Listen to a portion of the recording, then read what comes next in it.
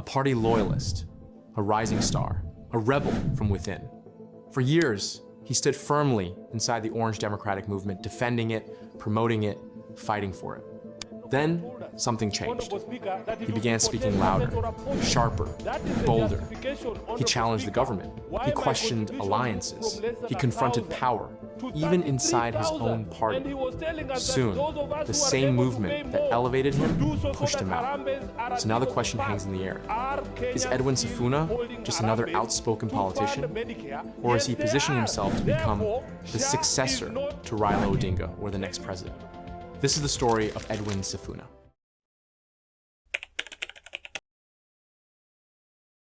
You first knew him as a defender of the party line. When he became Secretary General of Orange Democratic Movement in 2018, many saw him as the intellectual face of ODM. Young, sharp, media savvy. He was not the loudest in the room, but he was often the most articulate. As Nairobi's senator, he positioned himself as a watchdog. He questioned policies. He criticized leadership failures. He framed himself as a defender of ordinary Kenyans. And at first, this loyalty aligned perfectly with Raila's political direction. But loyalty in politics has limits, and ambition has none. Sifuna's record is not a mystery. From his days in CORD and NASA, to contesting Kandui, to stepping into the Nairobi senatorial race against entrenched forces, to serving as Secretary General of ODM, to standing firm in the Senate, his trajectory is public. He did not inherit office. He fought for space in it. He has legislated. He has served on key committees. He has defended devolution.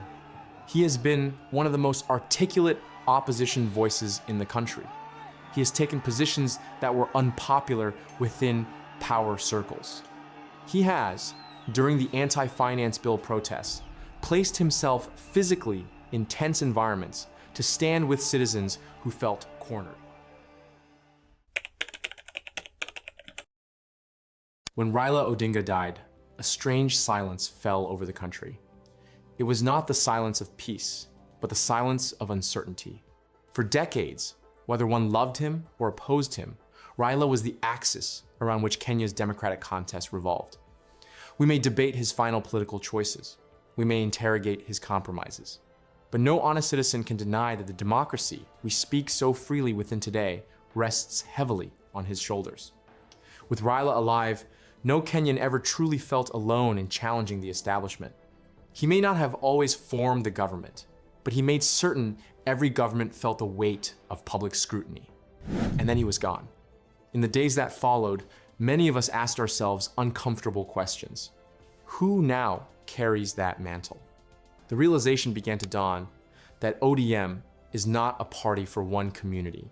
It is not an inheritance to be passed along bloodlines. It is not a regional preserve. It is an idea. And ideas cannot be buried with men. For many of us who once pledged loyalty to Raila's ideology, there came a sobering moment of self-examination. We accused others of blind devotion, yet we too had anchored our political hope on a single figure. We thought the movement ended with the man, but movements evolve. They find new vessels. In Edwin Sifuna, Kenyans are witnessing not a replacement, but a continuation. A leader who understands the generational anger simmering beneath the surface. A leader who articulates, without fear, the widespread frustration toward the administration of William Ruto. A leader who does not beg for power, but reminds citizens that sovereignty belongs to them. Then came the moment that changed everything. The Linda Mwananchi campaign. Framed as a grassroots defense of the common citizen, the rallies drew large crowds. They spoke about taxes, the cost of living, government accountability. Sifuna became one of its most visible voices. His speeches grew sharper, his tone more confrontational, and his criticism of President William Ruto became relentless. To supporters, this was courage. To critics, it was political positioning. You could feel it, the shift. He was no longer just defending ODM. He was defining himself. Politics is rarely about ideology alone. It is about control. Inside ODM, tensions began to rise. when discussions emerged about possible cooperation with the government, Sifuna publicly resisted. He warned against betrayal of voters. He insisted the opposition must remain opposition. That defiance did not go unnoticed. In early 2026, ODM's National Executive Committee voted to remove him as Secretary General, citing indiscipline. Supporters called it retaliation. Critics called it necessary discipline. But one fact stood clear.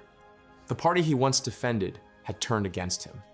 And in politics, being pushed out can either end your career or ignite it.